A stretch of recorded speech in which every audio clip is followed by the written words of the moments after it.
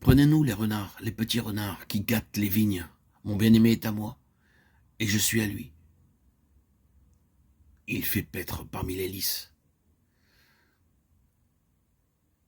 Elle a bien entendu la voix du bien-aimé, elle a vu qu'il se tenait debout, et a entendu son invitation à oublier les choses anciennes.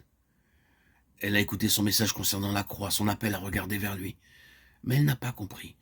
Ses yeux sont sur la vigne, les promesses de récolte l'absorbent. L'âme est préoccupée. Combien facilement le regard se détourne de la personne du Seigneur. Dans les appartements du roi, l'âme avait compris qu'elle s'était trop occupée de service et pas assez de sa propre vigne. Maintenant, elle tombe dans l'extrême opposé. Elle est si préoccupée de sa vigne qu'elle ne comprend pas l'appel du bien-aimé. Elle craint de perdre l'expérience bénie de sa présence et s'inquiète de l'état des vignes.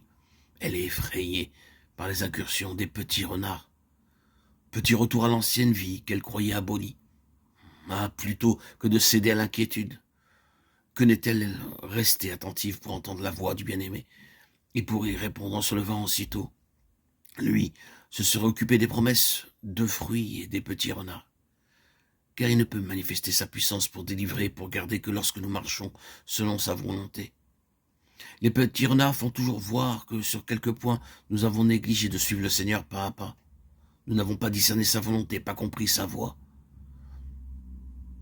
Réfugions-nous en Dieu sans retard au sujet de ces petites choses afin qu'elles ne dégénèrent pas en choses plus graves.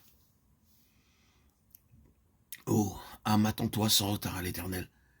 Réfugie-toi dans la fente du rocher, cache-toi en lui. Tu n'as pas compris le message du bien-aimé. Tu es en lui, sur la croix. Réfugie-toi au calvaire. Là, il pourra s'occuper des petits renards et des promesses de fruits de la vigne.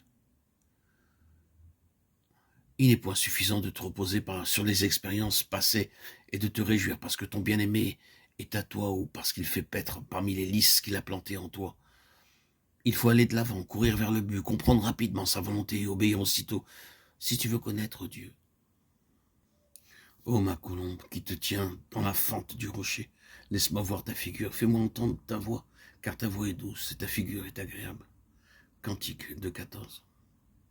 La croix est annoncée dans toutes les Écritures, sous des figures et des types divers. Ainsi le rocher frappé par Moïse au désert est une figure du Seigneur Jésus-Christ, frappé à notre place. Exode 17,6. Il y a aussi une allusion au Seigneur crucifié dans les paroles de Dieu à Moïse. Je te mettrai dans un creux du rocher et je te couvrirai de ma main jusqu'à ce que j'aie passé. Exode 32, 22. Et voici une nouvelle allusion à la croix, ce rocher des siècles frappé à notre place dans l'appel du bien-aimé, qui essaye d'attirer au calvaire l'attention de l'âme rachetée.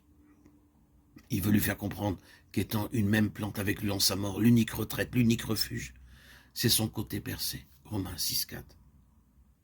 Pour le bien-aimé, la voix de l'âme rachetée est douce, et il est heureux de voir son regard se tourner vers lui comme la fleur qui se tourne vers le soleil, comme l'astre des nuits, fidèle témoin du soleil disparu. Il est heureux de voir ses traits réfléchir la lumière de celui qu'elle aime.